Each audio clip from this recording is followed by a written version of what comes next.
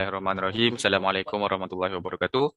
InsyaAllah pada hari ini saya Hazman Zaim daripada Kumpulan 9 akan membentangkan uh, Undang-Undang Pentadbiran Islam di Malaysia bertajuk Prosedur Permohonan Kemasukan sebagai Peguam Syar'i, Analisis Pembandingan Amalan di Negeri-Negeri Terpilih di Malaysia. Seterusnya,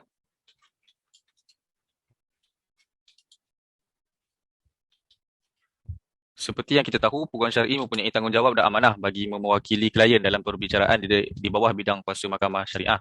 Mewakili seseorang atau pihak dalam menjalankan suatu urusan adalah perkara yang diharuskan oleh syarak. Jadi sebenarnya amalan guaman syar'i ini telah lama wujud sejak pada zaman Rasulullah lagi, yang mana Rasulullah pernah melantik para sahabat untuk mewakili baginda dalam urusan perkahwinan, mengutip zakat, jual beli, urusan pemerintahan dan sebagainya.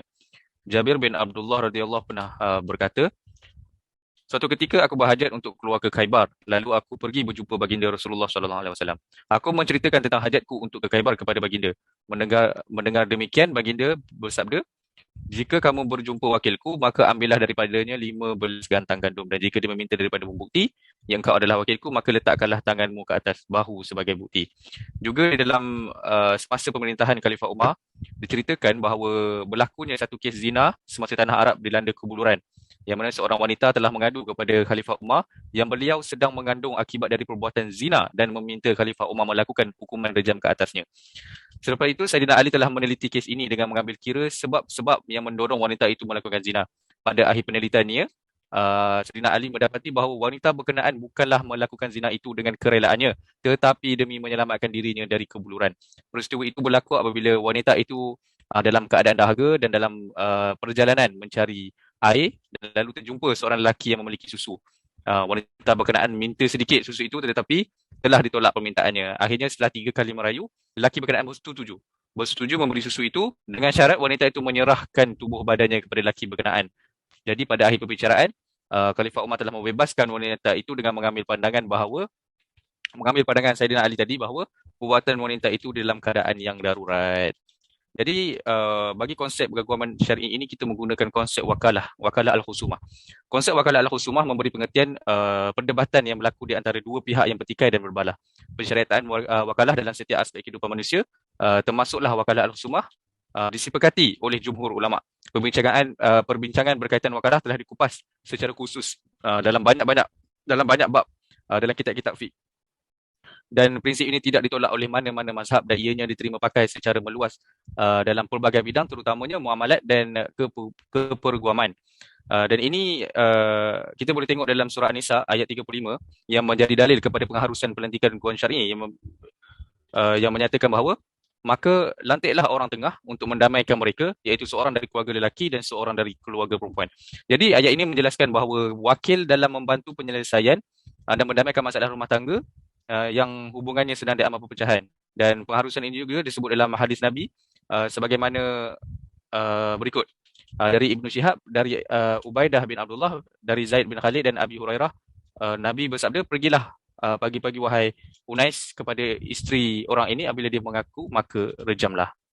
Jadi hadis ini jelaslah bahawa Nabi telah mewakilkan Unais untuk berjumpa dengan seorang perempuan, dan sekiranya perempuan tersebut mengaku dengan kesalahannya, maka perempuan tersebut akan dikenakan hukuman. Jadi apa peranan peguam syar'i ini? Antara peranan peguam syar'i adalah untuk menegakkan keadilan, yang mana kita dapat lihat dalam Al-Quran dan Al-Quran surah An-Nisa ayat 58, yang mana mengatakan sesungguhnya Allah memerintahkan kamu supaya melaksanakan amanah kepada manusia, dan apabila kamu menghukum sesama manusia, hendaklah kamu menghukum dengan adil. Selain itu, peranan peguam syar'i adalah untuk mengelak dari berlakunya kezaliman, yang mana kita dapat lihat dalam surah Al-Maidah, dan itulah dia api neraka bagi balasan bagi orang-orang yang zalim. Dan surah Al-Imran ayat 57, dan adapun orang yang beriman dan melakukan kebajikan, maka dia akan memberikan pahala kepada mereka dengan sempurna, dan Allah tidak menyukai orang yang zalim. Wallahu alam. Kita bergerak kepada Assalamualaikum warahmatullahi wabarakatuh. Nama Amirah Marga binti Hamdan, nombor metrik 221193. Jadi saya akan teruskan dengan syarat-syarat kelayakan peguam syar'i menurut prinsip Islam. Okey, yang pertama, untuk diterima masuk sebagai peguam syar'i, seseorang itu mestilah beragama Islam. Hal ini sangat penting kerana seorang peguam syar'i akan mewakilkan pihak-pihak ataupun anak guamnya dalam prosiding yang berkaitan dengan undang-undang Islam lah. Jadi kalau orang tu tak beragama Islam, macam mana dia nak jadi orang yang mahir dalam urusan agama? Okey. Syarat yang kedua, hendaklah berakal dan memayis di samping memahami perkara yang diwakilkan. Yang ni berkait rapat dengan syarat yang seterusnya, iaitu merupakan ahli tasarruf bagi perkara yang diwakilkan itu. Okey. Apa maksud ahli tasarruf ni? Ianya bermaksud seseorang itu mestilah mempunyai keupayaan untuk mengendalikan kes yang diwakilkan itu. Yang keempat, hendaklah amanah dalam menjaga kerahsiaan anak guam, dan perkara ini sangat pentinglah untuk kita gain dia punya trust. Dan juga lagi satu, dari segi amanah lah, sebagai seorang peguam cara dan peguam bela, peguam syar'i, kita tak boleh nak sewenang-wenangnya cerita dekat orang, ni anak buah kita punya kes, ni orang tu, ni orang ni, tak boleh macam tu. Dan yang terakhir, mestilah peguam syar'i ini mempunyai akhlak dan adab yang mulia. Pentingnya adab dan akhlak yang mulia ini kerana kita membawa nama Islam. Dan dekat sini kita boleh tengoklah secara keseluruhannya, syarat kelayakan peguam syar'i menurut prinsip Islam ni lebih general.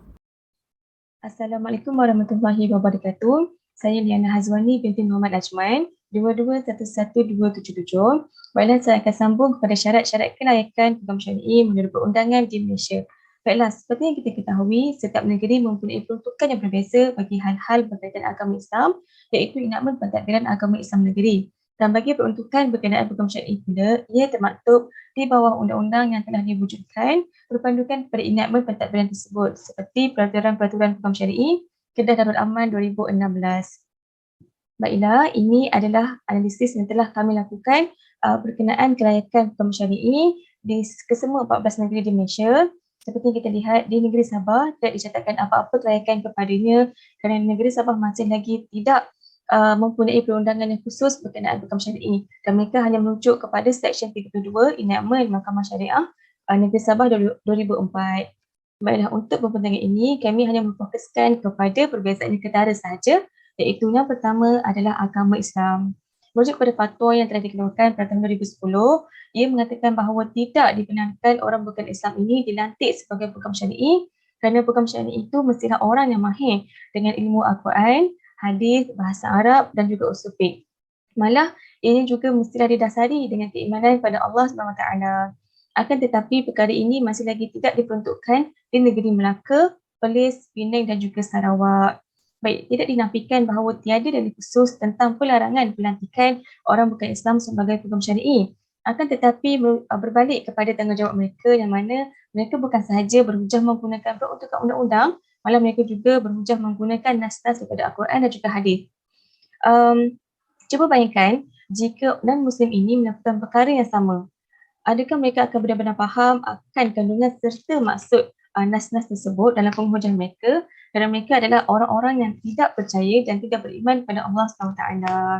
Dan seterusnya, syarat yang berkait rapat dengan perkara ini adalah kemahiran kepada hukum syarak.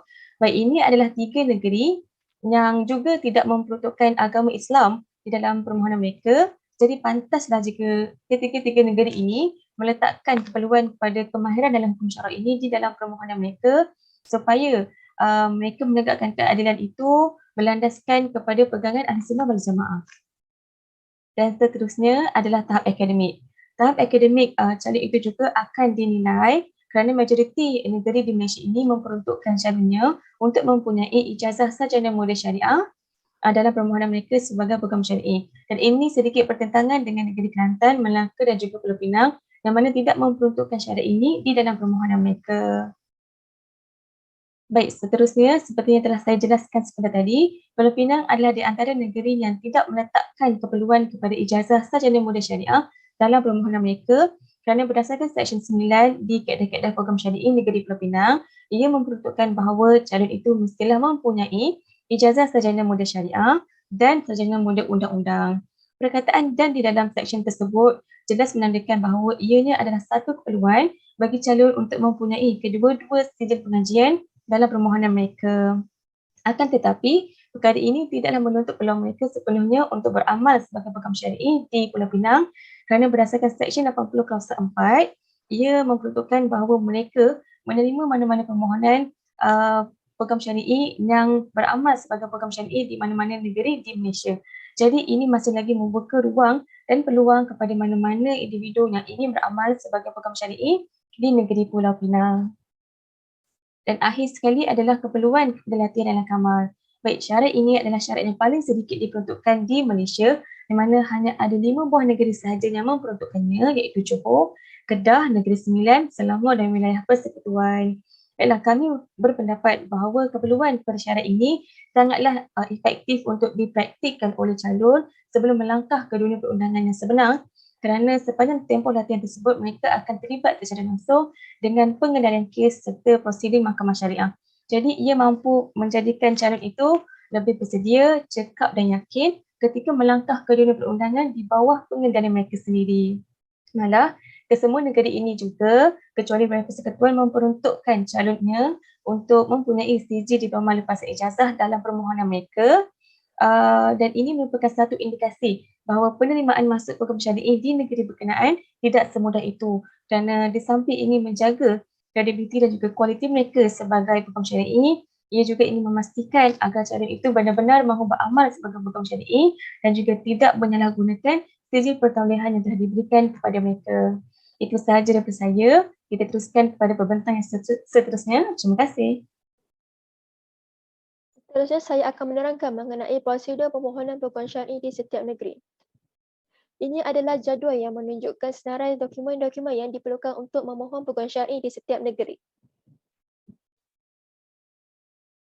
Antara dokumen-dokumen yang diperlukan untuk memohon pengukuhan syar'i di setiap negeri ialah salinan kad pengenalan, salinan ijazah dan diploma, salinan transkrip ijazah sekiranya belum tamat pengajian, salinan surat pengiktirafan JPA bagi graduan luar negara, surat sokongan dari majikan sekiranya pekerja, salinan sijil amalan peguam belia dan peguam syara, Akta Profesi Undang-Undang 1976 bagi lepasan Undang-Undang Sivil, pembayaran fee sijil amalan tahunan, akuan bersumpah tidak pernah disabitkan mana-mana kesalahan jenayah atau sivil sama ada di Mahkamah Syariah atau Mahkamah Sivil, surat akuan berkelakuan baik yang disokong oleh 2 orang pengadil iaitu peguam syar'i, peguam bela atau peguam cara yang berdaftar di bawah Akta Profesi Undang-Undang 1976, ahli Dewan Undangan Negeri, ahli Parlimen atau pegawai kerajaan dalam kumpulan A.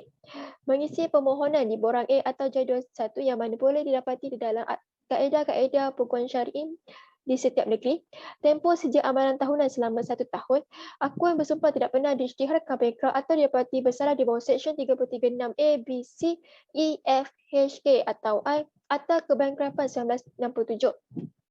Seterusnya, perbezaan dokumen bagi setiap negeri mempunyai 5 perbezaan, iaitu pembayaran fee permohonan dan kadarnya, cara menghantar permohonan, penggunaan terma sijil pengukuhan syar'i dan kadarnya, kadar pembayaran fee sijil amalan tahunan dan akuan telah tamat latihan dalam kamar. Perbezaan yang pertama ialah pembayaran fee permohonan dan kadarnya. Bagi negeri Johor, Kedah, Negeri Sembilan, Perlis, Pulau Pinang, Sarawak, Selangor dan Terengganu tidak dikenakan bayaran permohonan untuk memohon pengukuhan syar'i. Negeri wilayah Persekutuan Pahang dan Perak perlu membayar permohonan sebanyak RM10, Kelantan sebanyak RM20 dan Melaka sebanyak RM50. Perbezaan kedua ialah cara menghantar permohonan.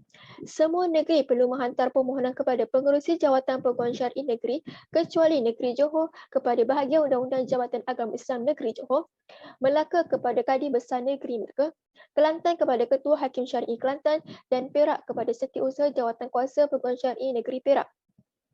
Perbezaan yang ketiga ialah penggunaan terma sijil pengukuhan syar'i dan kadarnya. Bagi negeri Johor, Kelantan, Melaka, Perlis, Pulau Pinang dan wilayah Persekutuan, terma sijil pengukuhan syar'i adalah sama dengan sijil amalan tahunan.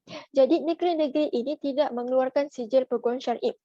Negeri Kedah, Negeri Sembilan, Selangor dan Terengganu perlu membayar sijil pengukuhan syar'i sebanyak RM500, Pahang dan Sarawak RM100 dan Perak sebanyak RM300.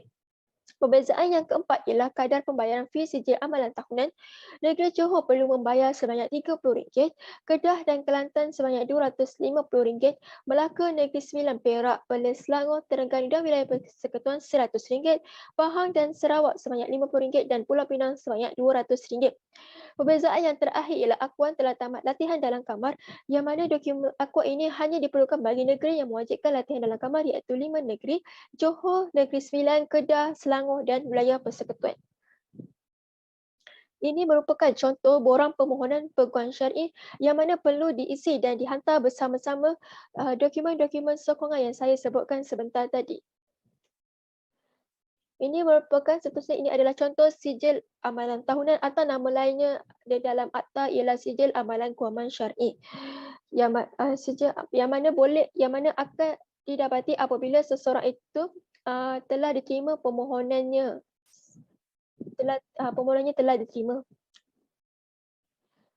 Dan ini adalah merupakan contoh sijil peguam syar'i di negeri Selangor dan juga negeri-negeri dan juga untuk negeri-negeri yang mengeluarkan sijil peguam syar'i. Sijil ini akan dikeluarkan apabila seseorang itu telah diterima masuk sebagai peguam syar'i di negeri tersebut. Sekian saya daripada saya. Terima kasih. So, kita akan continue dengan ulasan kes. Majlis Agama Islam Wilayah Persekutuan melawan Victoria, Cik Sri Martin dan Raiwan yang lain. Okay, kita akan tengok 4 perkara lah. Yang pertama mengenai isu, yang kedua latar belakang, yang ketiga kita akan tengok peringkat mahkamah, tapi kita akan fokus kepada mahkamah rayuan, dan yang terakhir adalah persoalan mengenai ultra bias. Okey, so yang pertama isu dekat dalam kes ni sama ada seseorang bukan Islam boleh diterima masuk sebagai peguam syar'i untuk mewakili mana-mana pihak dalam apa-apa proceeding di Mahkamah Syariah Wilayah Persekutuan. Itu adalah isunya. Kemudian kita akan tengok latar belakang kes ini. Okey, Victoria ni dia adalah seorang peguam bela dan peguam cara, dan dia ada sijil amalan kehakiman dan guaman. Macam yang kita ambil ni lah, dia jawab lebih kurang macam tu. Tapi dalam kes ni dia bukanlah seorang Muslim dan pegangan agamanya adalah Kristian. So apa yang berlaku adalah dia telah membuat permohonan untuk diterima masuk sebagai peguam syar'i di bawah Seksyen 59 Subseksyen 1 Akta Pentadbiran Undang-Undang Islam 1993. Jadi sebelum kita nak masuk kepada 3 peringkat mahkamah tu, kita akan tengok dulu seksyen-seksyen yang penting untuk dibincangkan. Okey, seksyen pertama kita akan tengok adalah Seksyen 59 Akta Pentadbiran Undang-Undang Islam 1993. Subseksyen 1 menyebut tertakluk kepada Subseksyen 2. Subjek tu, majlis boleh terima mana-mana orang yang mempunyai pengetahuan yang mencukupi tentang hukum syarak untuk menjadi peguam syar'i bagi mewakili pihak-pihak dalam apa-apa prosiding di Mahkamah Syariah. Okey, maksudnya dekat sini betul orang tu kena ada sufficient knowledge tapi tertakluk kepada Subseksyen 2. Okey, kita tengok Subseksyen 2 cakap apa. Subseksyen 2 disebut majlis boleh dengan kelulusan YDPA untuk membuat kaedah-kaedah A, mengadakan peruntukan bagi prosedur kelayakan dan fee bagi penerimaan peguam syar'i. Okey, habis dekat situ. Kemudian kita akan tengok artikel dalam perlembagaan persekutuan yang dibincangkan dalam kes ini lah. Yang pertama artikel 5 berkenaan kebebasan diri. Yang kedua artikel 8 berkenaan kesamarataan ataupun equality. Dan yang terakhir adalah kaedah 10, kaedah-kaedah peguam syar'i tahun 1993. Dekat dalam kaedah 10 ni dia menyebut tentang seseorang boleh diterima sebagai peguam syar'i jika dia seorang Islam dan telah lulus peperiksaan akhir yang membawa kepada ijazah kelayakan dan sebagainya lah. Jadi kat sini dia memang sebut seorang Islam. Okey, itu adalah section ataupun kaedah yang kita akan rujuk lah selepas ni. Okey, jom kita masuk kepada perbincangan ataupun perbincangan di setiap peringkat mahkamah. Di mahkamah tinggi, mahkamah memutuskan bahawa Seksyen 59 tu perlu dibaca bersama Seksyen 59.2. Maksudnya dekat sini dia dah tulis ada dekat situ tertakluk kepada subjek tu. Jadi tak bolehlah kita nak rely on 591 saja. Itu mahkamah tinggi cakap.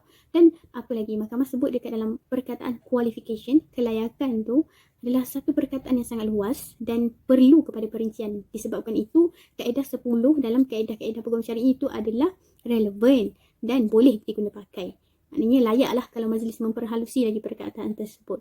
Dan yang terakhir, disebut juga kaedah 10 itu tidak bersalahan dengan artikel 8 perlembagaan persekutuan. Artikel 8 pasal apa tadi? Kesamarataan. Jadi bila mahkamah tinggi cakap macam tu, Victoria ni tak puas hatilah. Jadi dia pun telah membuat rayuan untuk membuat semakan kehakiman terhadap keputusan yang dikeluarkan oleh mahkamah tinggi lah. So dekat mahkamah rayuan, hakim ni dia mengeluarkan orders of certiorari. Maksudnya dia membatalkan keputusan mahkamah tinggi. Dan dia kata keputusan mahkamah tinggi ni bersalahan dan bercanggah dengan Seksyen 59.1. Sebab dia kata 59.1 tu adalah akta kan. Tapi 59.2 ni dia hanya berbentuk subsidiary legislation yang memberi kuasa kepada majlis ataupun mere government bodies, public bodies macam tu, yang mana akta dan subsidiary legislation ni dia tak berdiri pada satu aras yang sama. Maknanya kata akta tu mempunyai kuasa yang lebih lah daripada subsidiary legislation. Itu apa yang Mahkamah Rayuan cakap. Dan dia kata any person dekat 59.1 tu perkataan dia lah mana-mana orang, any person, bukannya tulis any Muslim. So kenapa permohonan Victoria ini ditolak? Jadi kita akan tengok pula Mahkamah Persekutuan punya perbincangan. Okey, dekat Mahkamah Persekutuan ni Majlis dan Peguam Negara lah yang membuat rayuan untuk ke atas keputusan Mahkamah Rayuan tadi tu dan dibenarkan. Jadi Mahkamah meminta pihak-pihak untuk membincangkan dua isu. Isu yang pertama adalah sama ada kaedah 10 tadi tu bersalahan dengan Akta Pentadbiran. Yang kedua, sama ada kaedah 10 itu bercanggah dengan artikel 8, 5 dan juga 10 Perlembagaan Persekutuan. Dalam nak jawab isu ni, Mahkamah cakap memanglah kaedah 10 tu subsidiary legislation, tapi kan akta yang bagi kuasa kepada majlis untuk buat benda tu iaitu Seksyen 59(2) yang memberi kuasa kepada majlis. So dekat sini mana timbulnya isu percanggahan? Tak ada. Yang kedua, Mahkamah cakap Seksyen 59(1) tu tak konklusif pun. Kenapa? Sebab ianya dimulai dengan perkataan subjek tu tertakluk kepada. Makna kata seksyen tu kita tak boleh nak baca on its own. Kena baca bersama subseksyen 2 tadi tu. So dekat subsection 1 juga dia menyebut tentang perkataan may admit. May dekat sini bukanlah bermaksud mandatory, tapi majlis boleh dan ada kuasa untuk menerima masuk. Tapi kalau dia tak nak terima pun boleh sebab may kan. Okey, dan yang terakhir kenapa Mahkamah persoalkan kenapa nak kaitkan dengan Perlembagaan Persekutuan, maksudnya artikel 5, 8 dan 10 tadi tu. Sedangkan kan FC dah memperuntukkan apa-apa jua matters berkenaan agama diletakkan di bawah negeri. Kuasa tu tertakluk pada negeri. Jadi tak adalah isu bercanggah dengan Federal Constitution sebab penerimaan masuk sebagai peguam syar'i ini di bawah agama Islam macam tu. Jadi pentingnya kes ini sebab tadi kita ada bincang tentang syarat-syarat menjadi peguam syar'i mengikut prinsip Islam, dan apa yang paling penting adalah seseorang itu mestilah beragama Islam. Sekian daripada saya. Bismillah walhamdulillah wassalatu wassalamu ala Rasulillah wa ala alihi wa ashabihi wa man walah. Saya Muhammad Fauzan bin Zamri bernombor metrik 2211260 akan meneruskan pembentangan mengenai cabaran dan cadangan penambahbaikan. Baiklah, kita lihat dahulu mengenai cabaran yang dihadapi oleh institusi guaman syar'i pada masa kini. Isu yang pertama ialah ketidakseragaman pentadbiran peguam syar'i. Ketidakseragaman merupakan isu utama dalam pentadbiran peguam syar'i sejak sekian lama. Antara sebabnya ialah sistem pentadbiran negara menetapkan bahawa hal-hal keagamaan dan adat istiadat adalah terletak di bawah bidang kuasa negeri. Maka pentadbiran peguam syar'i juga terletak di bawah bidang kuasa negeri yang berasingan. Sehubungan dengan itu, setiap negeri mempunyai kaedah masing-masing yang memuatkan peruntukan yang berbeza-beza. Sudah tentu, amalan ini adalah tidak praktikal jika dibandingkan dengan sistem undang-undang sivil yang menggunakan peruntukan induk iaitu Akta Profesyen Undang-Undang 1976. Seterusnya ialah perbezaan prosedur dan pengiktirafan sijil. Sijil peguam syar'i tidak menyeluruh di setiap negeri di mana setiap peguam syar'i perlu memiliki sijil bagi setiap negeri untuk melayakkan mereka beramal di negeri-negeri tersebut. Perkara ini adalah tidak praktikal kerana jika diwujudkan keseragaman, ia akan mendatangkan kebaikan kepada institusi guaman syar'i dan dapat mengurangkan masalah kes-kes lapuk di mahkamah syariah di mana antara punca masalahnya ialah disebabkan kekurangan peguam syar'i terutama di negeri-negeri yang mendapat permintaan tinggi terhadap khidmat guaman syar'i. Seterusnya, isu yang ketiga ialah perbezaan kelayakan dan prosedur penerimaan masuk peguam syar'i. Perbezaan ini adalah disebabkan bidang kuasa yang berbeza. Kesannya berlaku ketidakseragaman undang-undang yang mentadbir hal-hal berkaitan peguaman syar'i. Perbezaan-perbezaan ini dapat dilihat contohnya dari segi syarat kelayakan dan penerimaan masuk peguam syar'i seperti yang telah kami bentangkan sebelum ini. Yang pasti, perkara ini akan menyukarkan dan mengelirukan individu yang ingin memohon untuk ditauliahkan sebagai peguam syar'i di sesebuah negeri. Seterusnya, isu yang keempat ialah perbezaan penubuhan, keanggotaan dan syarat lantikan jawatan kuasa peguam syar'i negeri-negeri. Jawatan kuasa peguam syar'i negeri berperanan ke atas tata cara pelantikan, mengawal selia dan mengadili salah laku peguam syar'i. Memandangkan di Malaysia terdapat 14 buah negeri, maka terdapatlah 14 buah jawatan kuasa ditubuhkan bagi melaksanakan tanggungjawab tersebut. Sehubungan dengan itu, terwujudlah beberapa perbezaan yang mana ini sudah tentu akan memberikan impak negatif terhadap keberkesanan jawatan kuasa ini. Pertama ialah dari soal bidang kuasa. Bidang kuasa, jawatan kuasa agak terbatas berbanding majlis peguam sivil. Ini kerana jawatan kuasa yang sedia ada dilihat tidak mempunyai bidang kuasa sepenuhnya terhadap pendaftaran firma-firma guaman syar'i dan juga tidak mempunyai bidang kuasa mengaudit akaun tahunan firma guaman syar'i. Yang kedua, ahli jawatan kuasa peguam syar'i juga rata-rata mempunyai pekerjaan utama yang lain selain keahlian dalam jawatan kuasa ini. Sehubungan dengan itu, mereka tidak dapat fokus memberikan sepenuh perhatian terhadap bidang tugas jawatan kuasa. Hasilnya, tiada perubahan ataupun berlakunya kekurangan dalam meningkatkan tahap dan kualiti jawatan kuasa serta pentadbiran peguam syar'i. Seterusnya yang terakhir ialah isu perbezaan fee permohonan, pendaftaran dan sijil amalan peguam syar'i. Setiap peguam syar'i perlu membayar beberapa jenis yuran seperti yuran pemprosesan, sijil dan yuran tahunan. Dan kadar ini sememangnya adalah berbeza-beza bagi setiap negeri. Justeru, ia menjadi satu kesukaran bagi peguam syar'i kerana mereka terpaksa membayar yuran bagi setiap negeri yang telah didapatkan tauliahnya. Kesannya ia membebankan peguam syar'i dari segi jumlah yuran yang pertama, yang kedua dari segi masa untuk membayarnya kerana dikuatiri akan terlewat atau gagal menjelaskan yuran tersebut. Seterusnya, sebagai respon terhadap isu dan cabaran yang berbangkit, beberapa perkara dicadangkan sebagai langkah penambahbaikan institusi guaman syari'i ini. Yang pertama ialah penyeragaman peruntukan undang-undang berkaitan peguam syari'i. Satu perubahan perlulah dilakukan dengan menggubal satu akta induk yang akan mentadbir perkara-perkara berkaitan pentadbiran guaman syari'i bagi menyelesaikan isu ini. Akta yang dimasukkan ialah Akta Profesyen Guaman Syar'i yang persis seperti Akta Profesyen Undang-Undang 1976, yang mana akta ini akan memudahkan dalam pengurusan dan pentadbiran hal ehwal peguam syar'i dan sekaligus dapat mengurangkan kekeliruan pihak-pihak dengan kelakuna yang terdapat di dalam kaedah-kaedah peguam syar'i negeri-negeri. Terdapat dua cara untuk merealisasikan usaha ini. Pertama, artikel 76(1) boleh digunakan bagi membolehkan Parlimen menggubal akta ini. Namun cara ini agak sukar dilakukan kerana melibatkan isu perlembagaan. Ini memandangkan jadual ke-9 Senarai 1 jelas memperuntukkan bahawa persekutuan hanya berbidang kuasa menggubal undang-undang berkenaan dengan orang yang berhak menjalankan amalan di hadapan mahkamah sivil sahaja dan bukannya mahkamah syariah.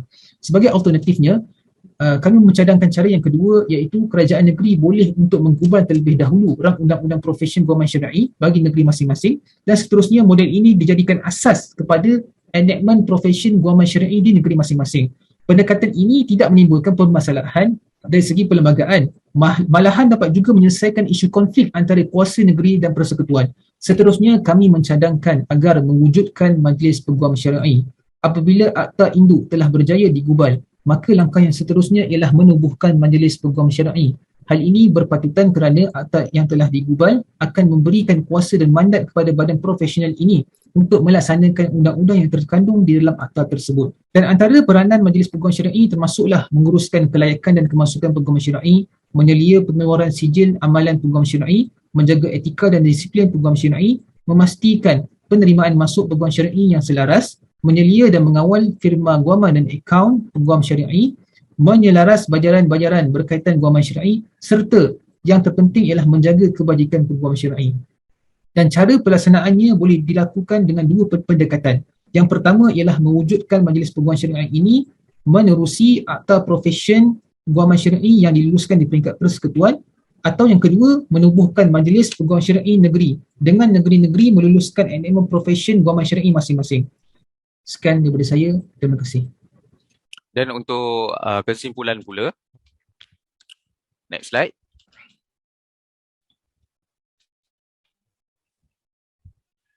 Jadi apa yang kita dapat simpulkan di sini bahawa konsep peguam syar'i yang ada pada hari ini adalah selari dengan konsep fiqh yang telah digariskan berkaitan dengan perwakilan. Dan secara tidak langsung ini menggambarkan bahawa kehadiran peguam syar'i di mahkamah syariah adalah sebagai wakil kepada anak guam. Dengan mengetahui kepentingan dan tanggungjawab peguam syar'i ini, dapat kita ketahui bahawa adalah perlu untuk mempunyai penyeragaman undang-undang dalam mentadbir badan guaman syar'i di Malaysia. Dengan penyeragaman ini, apa yang kita dapat buat adalah kita dapat mengelak daripada berlakunya isu yang melibatkan permohonan peguam syar'i. Sekaligus dapat mengurangkan kekeliruan pihak-pihak yang terlibat dalam mentadbir guaman syar'i di Malaysia dan seterusnya menjadi penyebab kepada peningkatan taraf dan wibawa profesyen kepeguaman syar'i di mahkamah syariah Malaysia. Semoga dengan usaha atau cadangan penyeragaman ini akan menyeragamkan tahap kebolehan dan integriti peguam syar'i di seluruh Malaysia dan diharap dapat memberi keyakinan kepada orang awam apabila menggunakan khidmat peguam syar'i dalam tindakan di mahkamah syariah. Dan dengan perubahan-perubahan ini yang mungkin akan dilakukan, seharusnya akan memberikan satu lembaran baru kepada peguam syar'i di Malaysia serta dapat memartabatkan dan meletakkan peguam syar'i ini seiring dengan peguam sivil. Sekian, terima kasih.